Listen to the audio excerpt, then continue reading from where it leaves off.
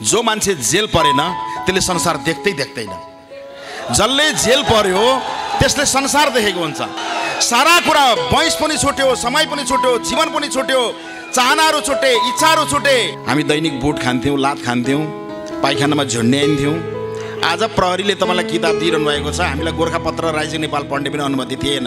राम्रो प्रेम गर्दै थियौँ होला, राम्री केटीसँग पिरती लाउँदै थियौँ होला, छुट्यो। बिहा गरेका थियौँ होला, बिहा गर्न कुरो छिनिसकेको थियो होला, फुलमाला भएको थियो होला, छुट्यो।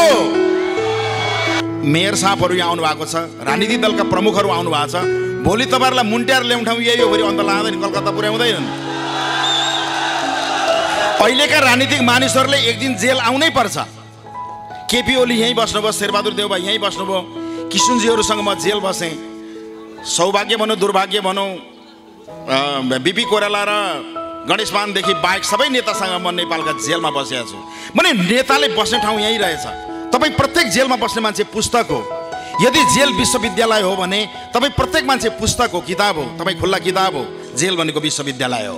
सबैभन्दा क्रूर जेल भनेको पाल्पा जेल थियो, जसलाई भत्काएर म भागेको पनि थिएँ। बाहिर कहाँ जाउँ र फेरि भित्र पनि पसिया थिएँ।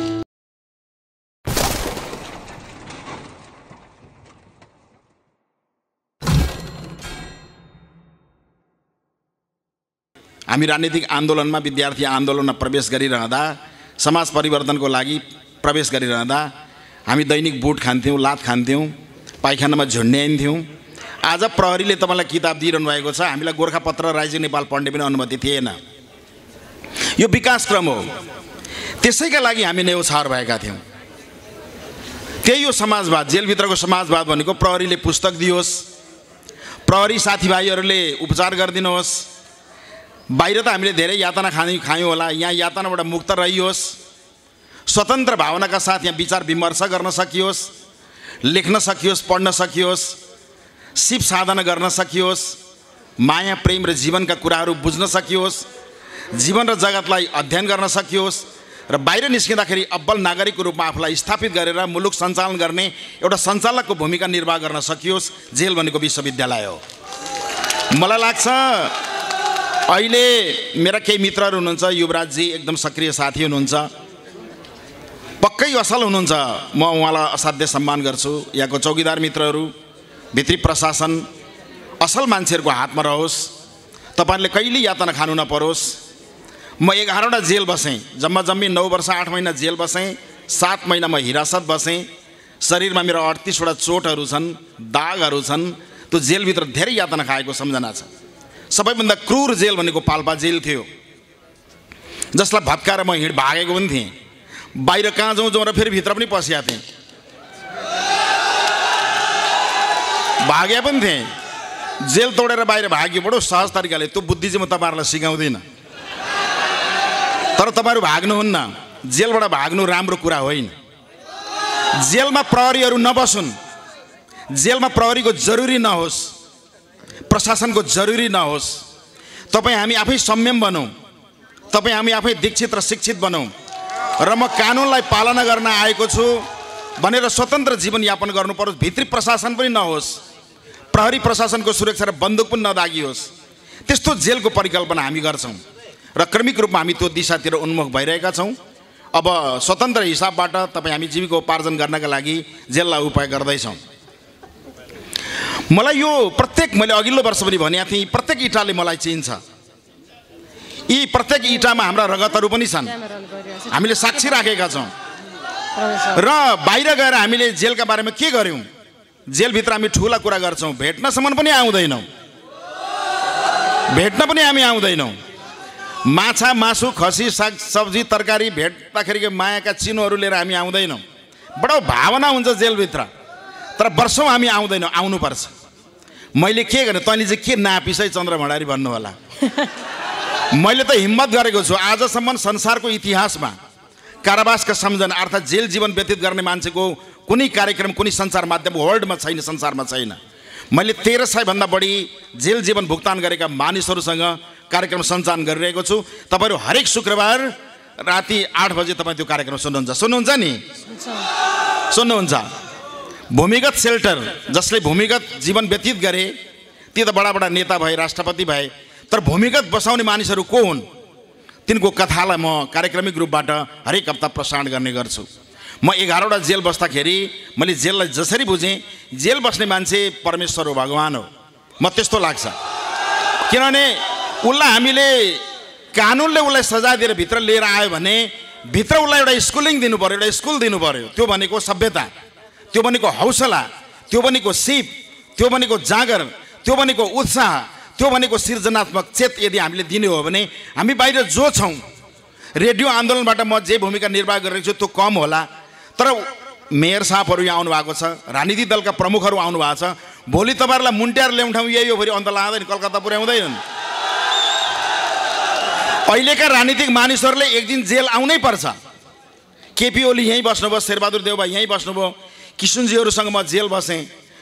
सौभाग्य भनौँ दुर्भाग्य भनौँ, बिपी कोइराला र गणेशमानदेखि बाहेक सबै नेतासँग म नेपालका जेलमा बसेको छु। भने नेताले बस्ने ठाउँ यहीँ रहेछ, तर नेताले के गरे? नेताले केही पनि गरेका छैन। जेलको लागि जेल सुधारका कामहरू गरेका छैनन्। त्यसले गर्दा मेरो के आग्रह छ भने हाम्रा मेयर साहबहरूले जेलका लागि एउटा बजेटको व्यवस्था गरिदिनुपर्छ।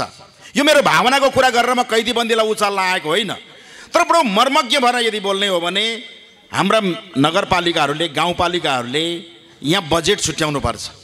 यहाँको स्वास्थ्यका लागि, यहाँको मानव चेतनाका लागि, मानव विकासका लागि, विकास र समृद्धिका लागि केही गर्ने हो भने हाम्रा नगरपालिकाहरूले बजेट छुट्याउनुपर्छ। हाम्रा सहकारी सङ्घ संस्थाहरूले बाहिर धेरै काम गर्नुभएको छ, प्रतिष्ठित हुनुहुन्छ। प्रत्येक सहकारी संस्थाले केही न केही योगदान यदि यहाँ गर्ने हो भने यो स्वर्ग जस्तो हुन्छ, वैकुण्ठ जस्तो हुन्छ। त्यसले गर्दा आज उपस्थित भएका हाम्रा जति पाहुनाहरू हुनुहुन्छ उहाँलाई मेरो आग्रह छ हामी केही गरौँ। एक दिन सहकारीको अध्यक्ष, ब्याङ्कका प्रमुखहरूले आउने ठाउँ चाहिँ अन्तिममा यही नै हो, आउनै पर्छ। मुलुक एकदम तरल भएर गइरहेको छ र हामीले आउनुपर्ने ठाउँ हो भने मैले कहीँ आउनुपर्छ भने मैले त्यहाँ घर बनाइराख्नुपर्छ, त्यहाँ लिपन पोतन गरिराख्नुपर्छ। त्यसले गर्दा हामी आउने ठाउँ, चन्द्र भण्डारी पनि आउने ठाउँ भोलि यही हुनसक्छ। के छ र, मन बिग्रिन सक्छ, गति छाड्न सकिन्छ, काहीँ कानुनको उल्लङ्घन गर्न सकिन्छ, आउन सकिन्छ। त्यसले गर्दा जेलसँग त मेरो त ईर्ष्या पो छ त, लोभ पो छ त। यहाँ बसेर मैले पुस्तक लेखेको छु, मेरा 4वटा पुस्तकहरू जेलभित्र गए। मैले 250भन्दा बढी गीतहरू जेलभित्र लेखेको छु। नखु जेलमा बस्दाखेरि त सङ्गीतको साधना गर्न पनि पाइन्थ्यो, म सङ्गीतकार पनि हो। गिटार हार्मोनियमहरू राखेर हामी त्यहाँ वाद्य बजाउँथ्यौँ र मैले 300भन्दा बढी गीतहरू लेखेको छु र 6वटा एल्बम निकालेको छु। त्यो जेलकै योगदान हो। जेलका बारेमा मैले गीत लेखेको छु र समाज परिवर्तनका लागि जेलमा बसेर धेरै मैले काम गरेँ भने मेरो तपाईँ साथीहरूलाई पनि आग्रह छ, म धेरै भाषण गर्दिनँ। तपाईँ जेलमा सुतेर कम्मल ओढेर ननिदाउनुहोस् है। तपाईँले पढ्नु भएको होला, नपढ्नु भएको होला, थोरै पढ्नु भएको होला, धेरै पढ्नु भएको होला, तर तपाईँ लेख्नुहोस्, पढ्नुहोस्। तपाईँ प्रत्येक जेलमा बस्ने मान्छे पुस्तक हो। यदि जेल विश्वविद्यालय हो भने तपाईँ प्रत्येक मान्छे पुस्तक हो, किताब हो, तपाईँ खुल्ला किताब हो। तपाईँका अनुभवहरू हामीले जेलबाट बाहिर गएर कञ्चनजङ्घा एफएमबाट प्रसारण गरिरहँदा मान्छेहरू धुरुधुरु किन रुन्छ, मान्छे किन खिलखिलाएर हाँस्छ, मान्छे किन संवेदित हुन्छ, किन तपाईँ पुस्तक हुनुहुँदो रहेछ। तपाईँको अनुभव र अनुभूति जेलबाट रेडियोबाट बाहिर प्रसारण गरिरहँदा मान्छे किन भावुक हुन्छ, मान्छे किन उद्वेलित हुन्छ, मान्छेमा किन साहस हुन्छ, मान्छेमा किन बल प्रदान हुँदो रहेछ भन्दा तपाईँ पुस्तक हुनुहुँदो रहेछ।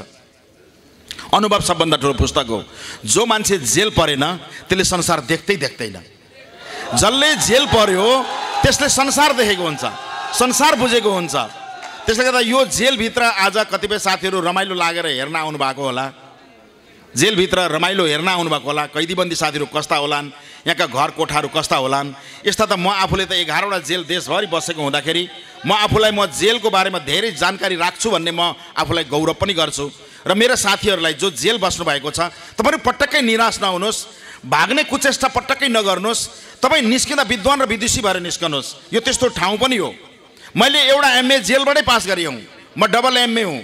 हिस्ट्रीको एमए मैले जेलबाट गरेँ हूँ, पोलिटिकल साइन्सको एमए मैले रेगुलर त्रिभुवन विश्वविद्यालयबाट गरेँ हूँ, एसएलसी मैले यहीँबाट गरेँ हूँ। मैले म आफै साक्षी छु। जुन बेला पढ्न पाइदिन्थ्यो, राज्य नेपाल पढ्न पाइदिन्थ्यो, यही जेलमा बसेर हतकडी खुट्टामा नेल लगाएर 2nd डिभिजन मैले पास गरेका थिएँ। त्यसले गर्दा तपाईँहरू पढ्नुहोस्, औपचारिक शिक्षा ग्रहण गर्नुहोस्, म यति आग्रह गर्छु। अन्त्यमा म जाँदा के भन्छु भने मैले भावनामा बगेर म यसो भनिरहेको छैन। मेरो कुनै अनुरोध र आग्रहले कसैलाई म होच्याइरहेको छैन कि तपाईँ जो आज यहाँ पाहुना भएर आउनुभएको छ रमी तेर्न आउनुभएको होला, सम्मान ग्रहण गर्न आउनुभएको होला। बाहिर बसेर कुनै सहकारी संस्थाले, कुनै ब्याङ्कले, कुनै खानेपानीले, कुनै उद्योग वाणिज्य सङ्घले, कुनै राजनीतिक दल वा नेतृत्वले जेलका बारेमा अब कार्यक्रम बनाएनन् भने तपाईँलाई श्राप लाग्नेछ। म यति भन्छु, हामी जेलका बारेमा बडो गम्भीर अध्ययन गरौँ, जेलको बारेमा अध्ययन गरौँ।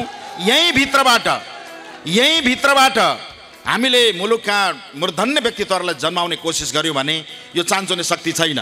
यो युवा शक्तिलाई देख्दाखेरि यो युवा शक्ति मसँग लिएर बाहिर जान पाए, यसको कमान्डर भएर काम गर्न पाए, देश परिवर्तनका लागि म अहिले पनि भूमिका खेल्न सक्छु भन्ने मलाई जोस छ। हाम्रा यस्ता दिदीबहिनीहरू हुनुहुन्छ, आमाहरू हुनुहुन्छ, भाइ बहिनीहरू हुनुहुन्छ। कति छोराछोरी पाउन रहर थियो होला, छोराछोरीलाई स्याहार गर्न कति रहर थियो होला, रोप्दै गरेको फुलबारी कति सुन्दर थियो होला, गोड्दै गरेको खेत कति राम्रो थियो होला, दुहुँदै गरेको गाई फुकाएर कसैले खेदिदियो होला। त्यो दुर्दान्त कथा छ। 20 वर्षका लागि, 22 वर्षका लागि, 10 वर्षका लागि, 4 वर्षका लागि, 7 दिनका लागि तपाईँ आउनुभएको छ। गर्दा गर्दैको काम छोडेर तपाईँ आउनुभयो। राम्रो प्रेम गर्दै थियौँ होला, राम्री केटीसँग पिरती लाउँदै थियौँ होला, छुटो। बिहा गरेका थियौँ होला, बिहा गर्न कुरो छिनिसकेको थियो होला, फुलमाला भएको थियो होला, छुट्यो। आर्थिक उपार्जन गर्दै थियौँ होला, जागिर खाँदै थियौँ होला, छुट्यो। सारा कुरा वयस पनि छुट्यो, समय पनि छुट्यो, जीवन पनि छुट्यो, चाहनाहरू छुटे, इच्छाहरू छुटे, आफ्ना महत्त्वाकांक्षाहरू छुटे, आकाङ्क्षाहरू छुटे। त्यो छुटाएर यहाँ तपाईँ बलिदान र कुर्बानी गरिरहनु भएको छ।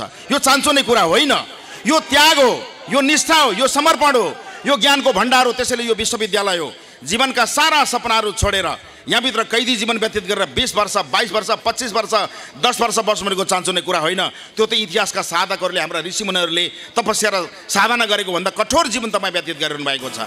त्यसैले यो कठोर जीवन व्यतीत गरिरहेका तपाईँ मेरा दिदीबहिनीहरू, मेरा आमाहरू, मेरा साथीहरू, मेरा मित्रहरू जो जति हुनुहुन्छ, तपाईँहरू शान्त भएर कृपया पढिदिनुहोस्, लेखिदिनुहोस्, समाज परिवर्तनका लागि बाहिर आएर भूमिका निर्वाह गरिदिनुहोस्। हामी तपाईँलाई साथ दिन तयार छौँ, भावनामा बगेर भनिरहेका छैनौँ। र अन्तमा म फेरि पनि आग्रह गर्छु, यहाँ उपस्थित मान्यजनहरू, जेसिसका साथीहरू हुनुहुन्छ, कलाकार मित्रहरू हुनुहुन्छ, विभिन्न सङ्घ संस्थाका अग्रजहरू हुनुहुन्छ, जेलका बारेमा मुष्टिदान गरिदिनुहोस्, सकेको सहयोग गरिदिनुहोस्। बाहिर एउटा मुभमेन्ट गरेर यहाँको शिक्षाका लागि, स्वास्थ्यका लागि, सुधारका लागि, बसोबासका लागि फुक्ता लड्ने यो भवन यसलाई जीर्ण भइरहेको छ। अब यो स्थानान्तर हुँदैछ भन्ने सुन्न आएको छ।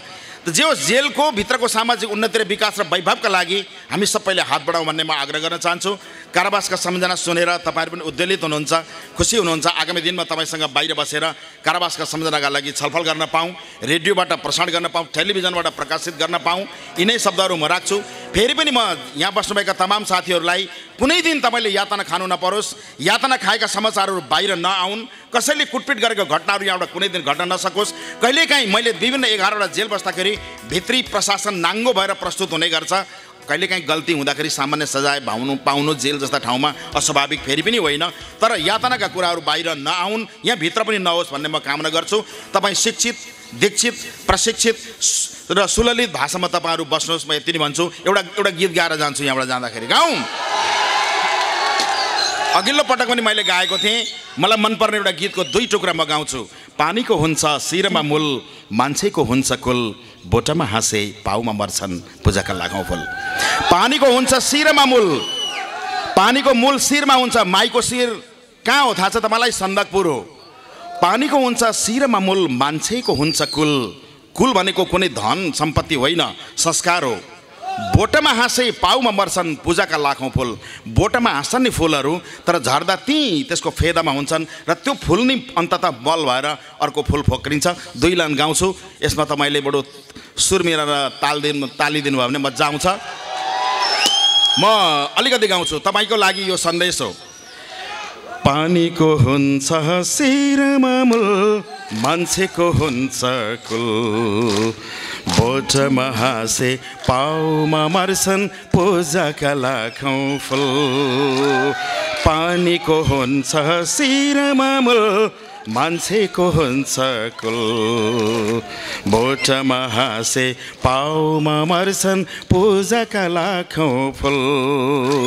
बोटमा हाँसे पाउमा मर्छन् पूजाका लाखौँ फुल, पूजाका लाखौँ फुल। धेरै धेरै धन्यवाद छ सबैलाई। जय नेपालको अभिवादन छ सबैलाई। म जय नेपाल भन्छु। जय नेपाल भन्नुलाई जय नेपाल, जय नेपाल। धन्यवाद छ धेरै। Please subscribe our channel Smart Nepal and hit the bell icon for more updates.